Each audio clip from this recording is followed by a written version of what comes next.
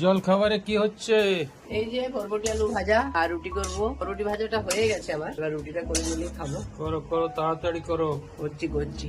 নমস্কার, কেমন আছেন সবাই? আশা করি আপনারা সকলে খুব ভালো আছেন। আমরাও ভালো আছি আপনাদের ভালোবাসা ও আশীর্বাদে। তো এখন সকালে জলখাবার বানাচ্ছি। এই জলখাবারে বানাবো বরবটি আলু ভাজা আর রুটি। বরবটি আলু ভাজা আমার হয়ে গেছে, এই যে তাড়াতাড়ি রুটিটা করে নেবো। তাওয়াটা আমার গরম হয়ে গেছে, বেশি নয়, কয়েকটা রুটি করলেই হয়ে যাবে। ঠিক আছে, ভিডিওটা শেষ করছি, পরে আবার দেখা হবে। আর দুপুরে কি তরকারি? এই যে তরকারি কাটতে বসেছি। আজকে দুপুরে শুক্তো করবো। শুক্তোর জন্য তরকারিগুলো কেটে নিচ্ছি আগে। আর সোমবারও আছে, এমনিতেই নিরামিষ। আর শুক্তোতে তো কিছু লাগে না, পেঁয়াজ রসুন। শুক্তো আজকে ভালো হবে। তার সাথে একটু শাক ভাজা করবো, কলমি শাক। আর বরবটি আলু ভাজা সকালে করেছি, সেটা আছে। আর দেখি কি করি। এখন আগে এগুলোই হয়ে যাক। ভাতটা বসিয়ে দিয়েছি, ভাত হয়ে যাচ্ছে এখনই। তোমাকে আবার তাড়াতাড়ি খেতে দিতে হবে। ঠিক আছে, তাড়াতাড়ি করো, সেকেন্ড শিফট ডিউটি আছে তো। ঠিক আছে,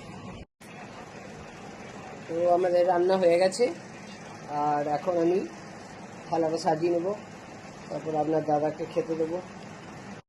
তো দুপুরে রান্না হয়ে গেছে, এখন আমি লাঞ্চের থালাটা সাজিয়ে নেব।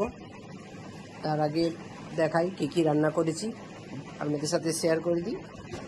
তো আজকে করেছি এই সাদা ভাত, শুক্তো হয়েছে আজকে, বরবটি আলু ভাজা হয়েছে সকালেই, আর হয়েছে কলমি শাক ভাজা, আর হয়েছে বেগুন দিয়ে, বেসন দিয়ে বেগুনি, গরম গরম ভাতের সাথে ভালো লাগবে, মেঘলা ওয়েদার।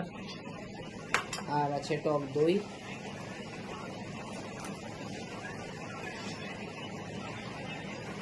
এই আছে টক দই। তাহলে সব দিয়ে দিই এক এক করে।